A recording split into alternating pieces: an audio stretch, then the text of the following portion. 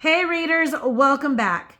Today we will be reading A Christmas Journey with a Purple Crayon, Harold and the North Pole by Crockett Johnson.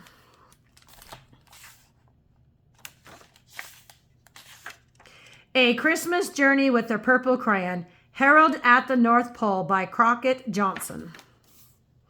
It was Christmas Eve and Harold had to have a Christmas tree before Santa arrived. So, in a warm woolen cap and mittens, with his purple crayon and the moon, he set off for the North Woods. Harold made sure he went north by the Big Dipper. He was glad it happened to be a clear, starry night. Suddenly, he remembered Santa Claus came by sleigh. There would have to be snow. And there was snow. There was a blizzard. Harold shivered. It's a fine night to be out, he thought, for a snowman. The snowman was worse than he imagined. Even a snowman didn't look cheerful in it. Harold gave the snowman a muffler to wear, and happily, the storm finally was showing signs of letting up. The snow stopped falling, but it lay in big drifts. It covered everything. From the looks of things, Harold thought, he might very well be at the North Pole. But this couldn't be really the North Pole, he told himself, because he knew that Santa Claus's workshop is at the North Pole, and here all Harold could see was snow. Still, it did look remarkably like the North Pole, Harold reflected as he climbed up on a snowdrift as big as a house. It was a house. He really was at the North Pole, on the roof of Santa's workshop. With smooth snow over the eaves, Harold was sure Santa Claus was inside. He was snowed in, and it was the night before Christmas. Why, Harold asked excitedly, couldn't Santa come out up the chimney? Then he realized that was a silly question.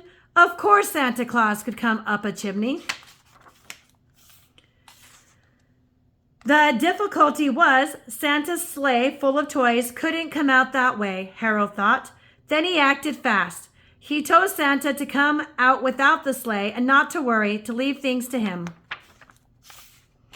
Santa Claus appeared to be rather doubtful, but Harold confidently went to work lining up the reindeer.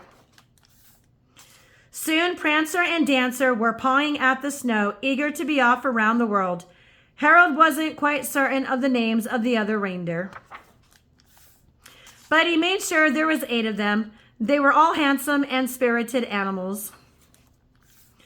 And if they weren't exactly in their right order, none of them complained. Harold harnessed them with no difficulty, and he hitched them to a splendid sleigh. It had a comfortable seat for Santa Claus, and it had room for a sizable bag of toys.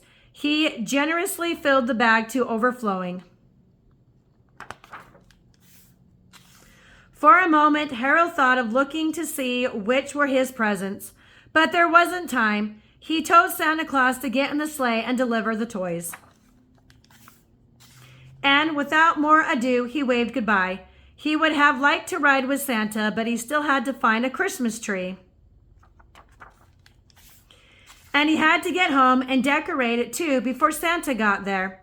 He looked everywhere for a Christmas tree, but all he could see was the moon.